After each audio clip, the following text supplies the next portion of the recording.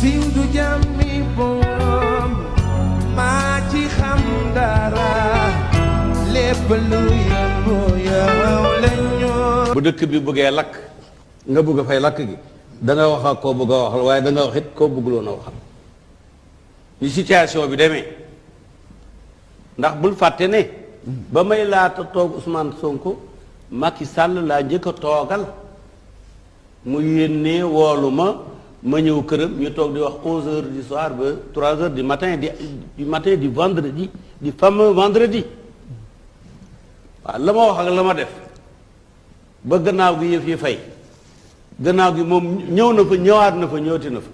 Sonko gannaaw bi nga ci télévision am na boo xam ne dafa gaari ci buntu ko di tuub. kan Sonko 2 heures de temps moom Sonko pour loolu nag su fekkee ne am na y a l'adversité politique toujours maa ngi maa koy ànd de maa ki ñoo ànd ba tey di ëllëg waaw donc sur ce plan là y a aucun problème Sonko. Rewmi TV. gis naa ci moom yar ak teggin ak teey et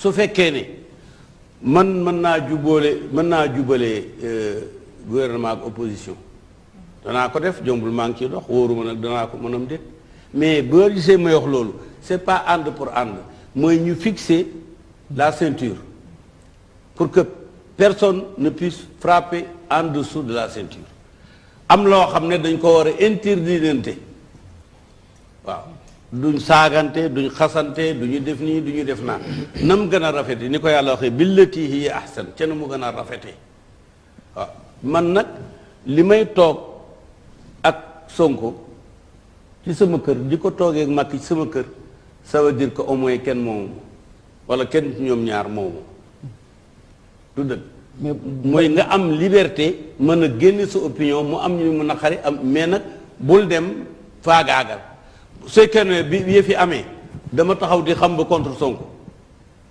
kon nga ne ndax mais damay déedéet dëgg bu jibee rek neel dëgg la. mais problème bi doon loolu de. ah. problème bi doon loolu de. doo loolu la. problème bi du problème li fi xewoon fan yële du entre Macky Sall ak Ousmane Sonko. loo ci wax. non du diggante seen ñoom ñaar. ah. waaw muy seen i intérêt muy leneen en tout cas noonu la. man li ma gis. man leen rek ma jaaxal mooy man nit mënu ma wax sama àdduna traité ma de tous les noms d'oiseaux à la limite sax ci wax bu gàtt traité na ma de sàcc nee na dama sàcc ay suuf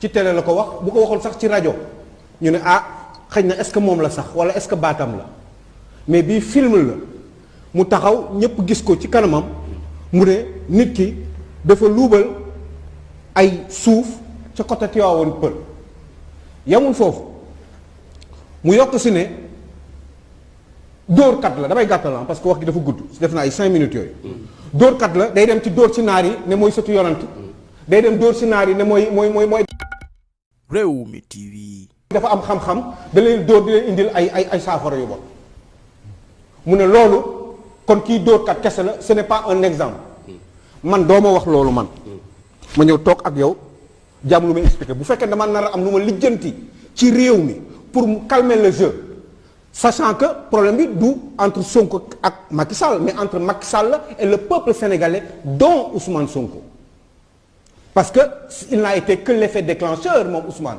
nekkul ni moom moo indi problème bi daf ko déclenché parce que am na yu naqari woon am na yu metti woon Sénégal mu feeñ ci bu doon Ousmane Sonko kese kon mbir mi du yegg ba fii kon nit man du ma wax yenn wax yi ba pare man ma dellu siwaat di toog ak moom parce que dama bëgg a soi-disant que ni dëkk bi day tàkk te ñoom ñaar ñooy tax ñoom ñaar il faut ma wax ak ñoom pour dëkk bi sedd moi je pense que ni ce n'est pas ça et c'est une erreur chacun fait comme il veut dans sa vie chacun fait ses choix mais man maa mënul woon comprendre loolu parce que finalement moom dafa ne bi muy ñëw dafa ñëw pour remercier la par rapport ak attitude bi nga am ci coow gi bi mu génnee comme ni mu demee remercier ñeneen ñi mais remerciement mu noonu la nekk téléphone kese. waaw ba mu dellu see nag loolu la doon wax xanaa.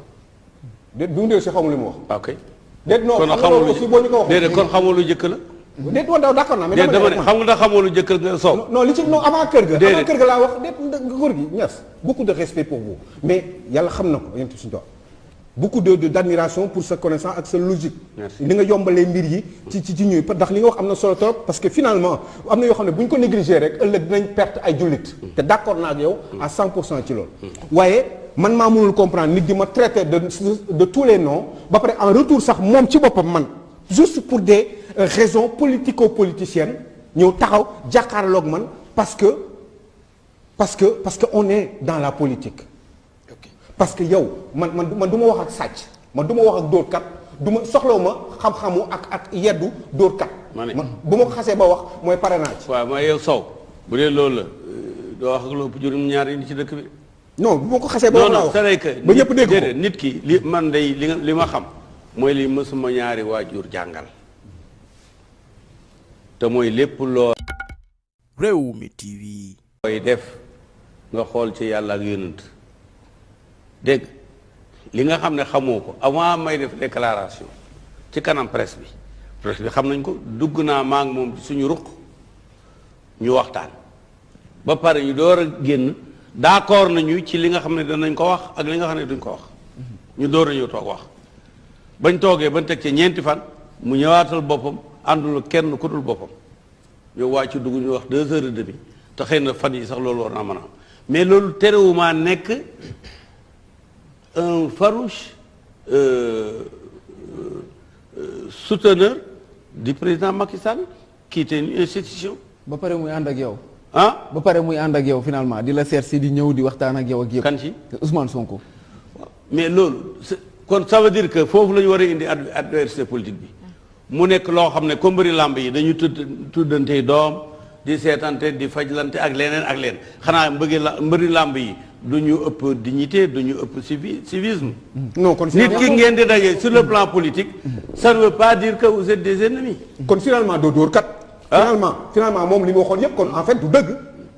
kon accusation non xam nga loolu bañ ko weddi nañ ko ci benn wax. non c'est un monsieur qui va être président mais c'est un monsieur qui veut dire ba mu toogee. non que j'ai dit dafa nànk rek dama ko ne suuf soosu ngay wax 1975 laa ci jot.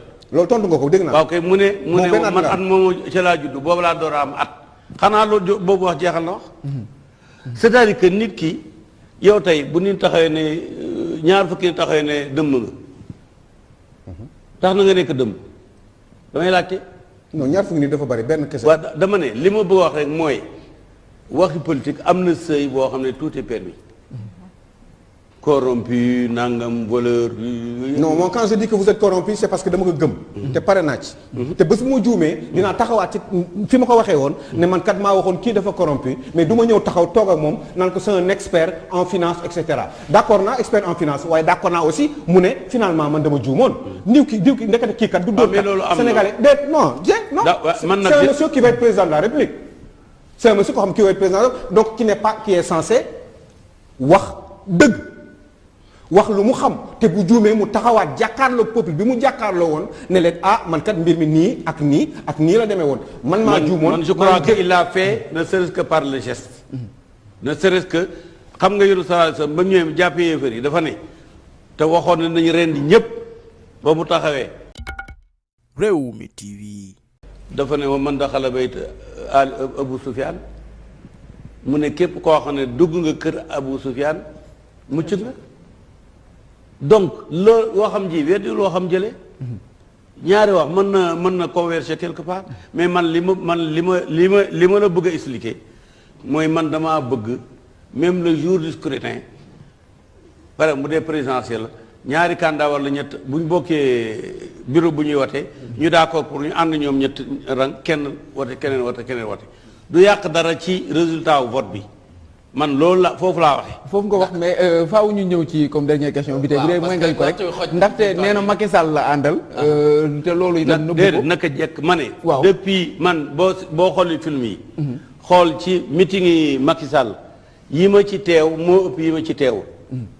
fekk naa ko ànd nañ Gossas ànd nañu Kaolack ànd nañu Touba.